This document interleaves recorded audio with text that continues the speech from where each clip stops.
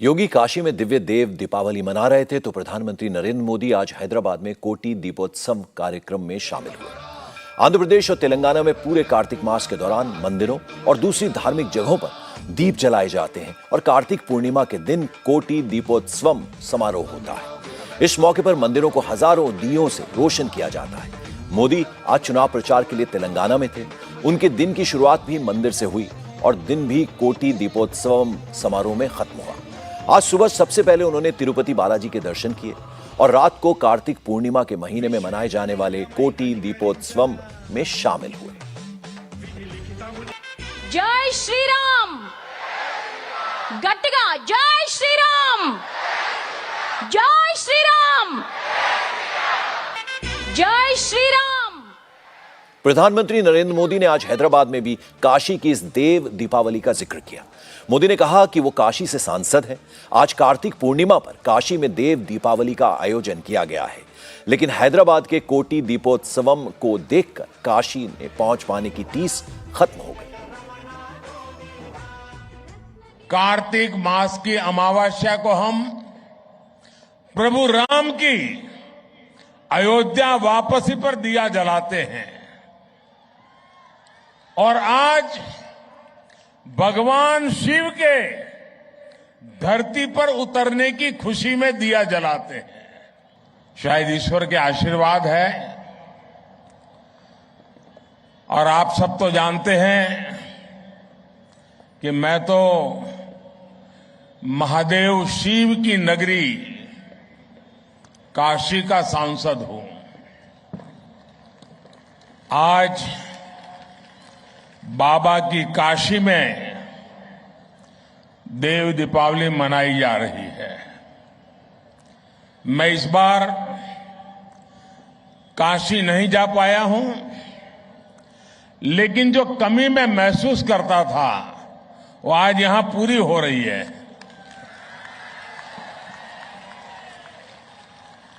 मुझे यहां आपके बीच में कोटी दीपोत्सव का हिस्सा बनने का सौभाग्य मिला है और वाकई आज का दिन बहुत ही धन्य करने वाला है। इससे पहले प्रधानमंत्री नरेंद्र मोदी आज सुबह सबसे पहले तिरुपति बालाजी के दर्शन करने तिरुमला पहुंचे। यहां तिरुपति मंदिर में उन्होंने भगवान वेंकटेश्वर के दर्शन किए और उनकी पूजा अर्चना की। मोदी यहां पर पारंपरिक दक्षिण भारतीय वेशभूषा में पहुंचे थे। प्रधानमंत्री ने तिरुपति मंदिर में सबसे पहले ध्वज स्तंभ की पूजा की। वहां से वो सीधे मंदिर के गर्भगृह में गए और भगवान वेंकटेश्वर की विधिवत पूजा की। पुजारियों ने उन्हें वैदिक मंत्रोच्चार के साथ आशीर्वाद दिया।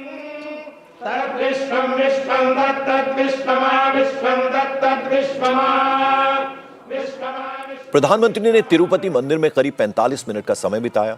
उन्होंने मंदिर के पुजारियों से बात की, तिरुपति तिरुमला देवस्थानम के पदाधिकारियों से मुलाकात की और उसके बाद वो वहां से सीधे तेलंगाना में इलेक्शन कैंपेन के लिए पहुंच गए।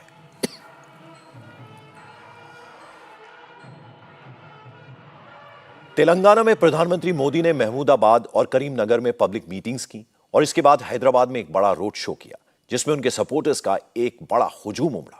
तेलंगाना में प्रधानमंत्री नरेंद्र मोदी के साथ साथ गृह मंत्री अमित शाह, बीजेपी अध्यक्ष जेपी नड्डा, असम के चीफ मिनिस्टर हेमंत बिश्व शर्मा, कांग्रेस के अध्यक्ष मल्लिकार्जुन खड़गे और प्रियंका गांधी ने चुनावी रैलियां की।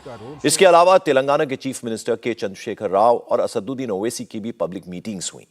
महबूबाबाद की रैली में मोदी ने तेलंगाना के चीफ मिनिस्टर के चंद्रशेखर राव पर सीधा हमला बोला।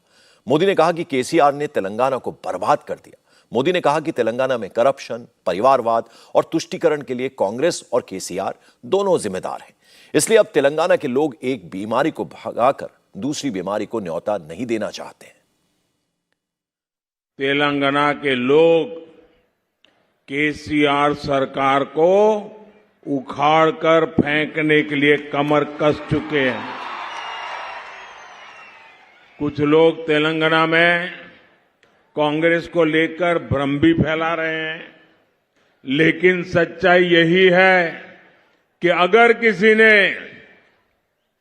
तेलंगाना को बर्बाद किया है तो वो कांग्रेस और केसीआर दोनों ही उतने ही पापी है। इसलिए तेलंगाना के लोग एक बीमारी को हटाकर दूसरी बीमारी को प्रवेश नहीं दे सकते।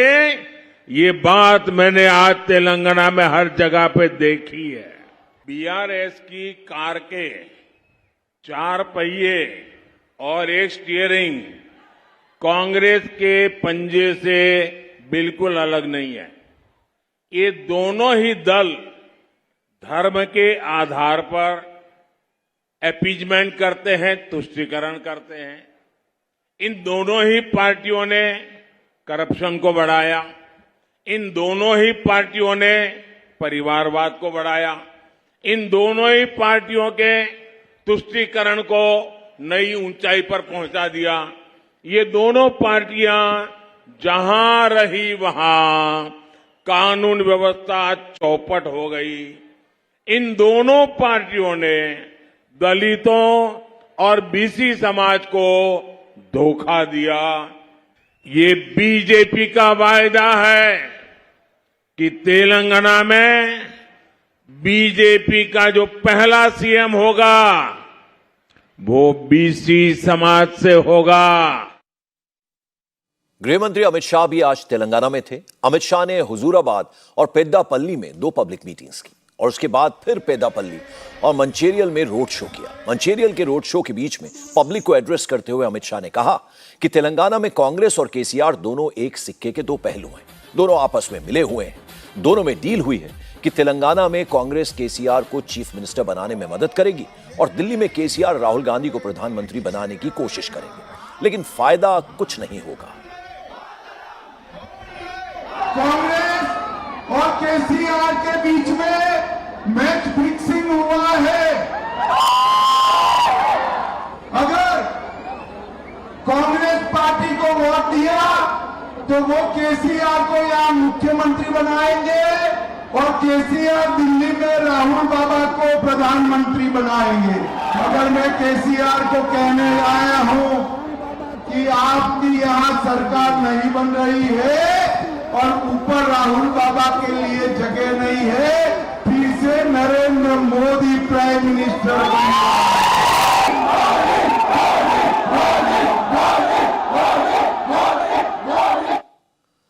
नरेंद्र मोदी और अमित शाह ने कांग्रेस और केसीआर के बीच साठगांठ का इल्जाम लगाया, कांग्रेस और बीआरएस के बीच मैच फिक्सिंग की बात की, तो प्रियंका गांधी ने बीजेपी, बीआरएस और ओवैसी को एक बता दिया। प्रियंका ने कहा कि ये तीनों पार्टीज एक दूसरे की मदद कर रही हैं। तेलंगाना को इनकी कोई परवाह नहीं है, सिर्फ कांग्रेस ही है जो तेलंगाना के लोगों के लिए काम करना चाहती है। तेलंगाना की सबसे अमीर पार्टी बीआरएस है। इनके पास इतने सारे पैसे आए कहां से? किसके पैसे हैं जो इनके पास हैं? क्या एक दूसरे से ले रहे हैं ये पैसे? क्या किसी नेता के पैसे हैं या किसी और राजनीतिक दल से ले रहे हैं ये पैसे? ये पैसे आपके पैसे हैं। जितने पैसे इन्होंने लूटे हैं, जितना कमीशन लेते हैं, जितना भ्रष्टाचार करते हैं, वो सारा जनता का पैसा है जो जनता की स्कीमों में जाना चाहिए, जो आपके लिए घर बनाने के लिए इस्तेमाल होने चाहिए, आपको रोजगार देने के लिए इस्तेमाल होने चाहिए, जो किसानों के कर्ज माफ करने के लिए इस्तेमाल होने चाहिए, जो महिलाओं को सशक्त करने के लिए देने चाहिए।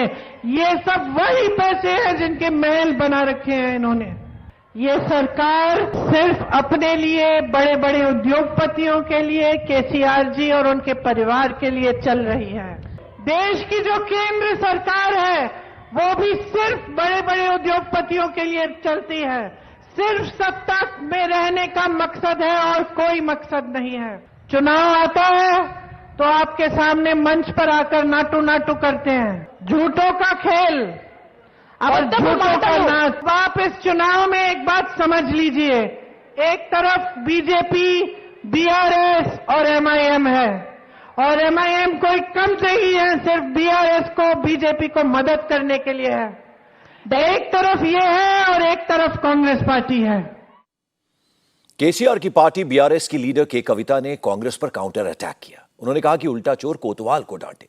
के कविता ने कहा कि ट्रिपल तलाक के मुद्दे पर कांग्रेस और बीआरएस दोनों ने वॉकआउट किया था। उन्होंने कहा कि सोशल मीडिया के जरिए बीजेपी बीआरएस के बारे में अफवाहें फैला रही है, और रही बात कांग्रेस की, तो उसका मकसद सिर्फ सत्ता में आना है, इसलिए वो सेक्युलरिज्म का नकाब ओढ़े हुए हैं। कोई अगर आपके पास आके बोलता है आपको कांग्रेस को वोट देना है, केसीआर और बीजेपी मिल गए हैं, आप पूछिए किस बात से आप कह रहे हैं केसीआर मिल गए बीजेपी से। कल कहीं पे ऐसे अगवा फैला रहे थे, बोल रहे थे बीजेपी बीआरएस एक है। मैंने पूछा क्यों, बोले कि ट्रिपल तलाक पे आप वॉकआउट कर गए। मैं आज रिकॉर्ड में चैलेंज करके बोलती हूँ कांग्रेस के नेताओं को, ट्रिपल तलाक के बिल में कांग्रेस वॉकआउट करे नहीं करे वो बताइए आप। कांग्रेस भी वॉकआउट करी, बीआरएस भी वॉकआउट करी, तो बीआरएस का और बीजेपी का रिश्ता कैसा बनता, कांग्रेस का और बीजेपी का रिश्ता क्यों नहीं बनता। आप उल्टा सवाल कीजिए उनसे। जीएसटी का बिल है, कांग्रेस ने सपोर्ट किया नहीं किया बीजेपी की, आप पूछ लीजिए एक बार। तो ये सारे छोटे छोटे बातों को बतंगड़ बना के व्हाट्सएप में, सोशल मीडिया में अगवा फैला के आपको गुमराह करने की कोशिश हो रही है। उनके इरादा सिर्फ सियासत तक है, उनके इरादा सिर्फ पावर में आने तक है। पावर में आने के बाद ये लोग आपको कहीं नहीं दिखेंगे।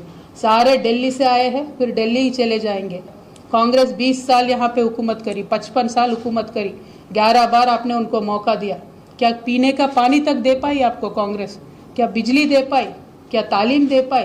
क्या दिया उन्होंने? दिया है तो सिर्फ दंगे दिए हमें, दिया है तो लगातार धोखा दिया कांग्रेस ने हमें, और जिंदगी भर ना भूलने वाली दर्द दिया है उन्होंने। बीजेपी तो हमारा खुला दुश्मन है, लेकिन कांग्रेस छुपा दुश्मन है। वो सेक्युलरिज्म के आड़ में अलग अलग तरीके के काम करते हैं। ओवैसी की दिक्कत यह है कि बीजेपी उन्हें तेलंगाना में केसीआर सरकार का करीबी बताती है और कांग्रेस उन्हें बीजेपी की बी टीम बताती है। ओवैसी अपनी हर रैली में इसी को लेकर सबसे ज्यादा नाराजगी जताते हैं। आज हैदराबाद की पब्लिक मीटिंग में भी उन्होंने इसी बात को लेकर राहुल गांधी पर हमला बोला। ओवैसी ने कहा कि राहुल गांधी बेवजह उन पर इल्जाम लगाते हैं, लेकिन उन्हें जो भी छेड़ेगा उसे वो छोड़ेंगे नहीं। राहुल गांधी जो है आजकल ज्यादा हमसे मोहब्बत करना शुरू कर दी है। उन्होंने ये बोल रहे कि मोदी के दो यार, एक ओवैसी और केसीआर। अरे राहुल, हाँ हमारे पीछे पड़ा तू। हम लोग छिचोरे लोग आए, नाम रखने में जितने हम लोग मारे कोई भी नहीं है। अब हम जवाब दे दिए। राहुल के दो प्यार, एक इटली और दूसरा मोदी के साथ हार। राहुल जी, आप गलत तरफ रुख कर रहे हैं। आपकी उम्र 50 साल के ऊपर हो चुकी है, आप अकेले हैं, और अकेला जब आदमी होता है 50 साल की उम्र में, उसको समझ में नहीं आता, दीवारें काटने को आती है। तो राहुल जी, यार को तलाश कर लो। अगर कोई मुश्किलात है तो हैदराबाद में खिलवत में हकीम साहब का पता भी दे सकता हूं। अब आप बोलेंगे खामखा हमला कर रहे, मैं नहीं करा, उन्होंने छेड़खानी करे। हम नहीं जा रहे थे उनकी तरफ, देख रहे भी नहीं थे। हमारे को छेड़े तो हम किसी माइका लाल को नहीं छोड़ते, याद रखो। अगर मोदी आएंगे, राहुल आएंगे, कोई भी आएगा, योगी आएंगे, मेरे घर पे आके दस्तक दिए तो फिर दस्तक का जवाब धमाके से होगा।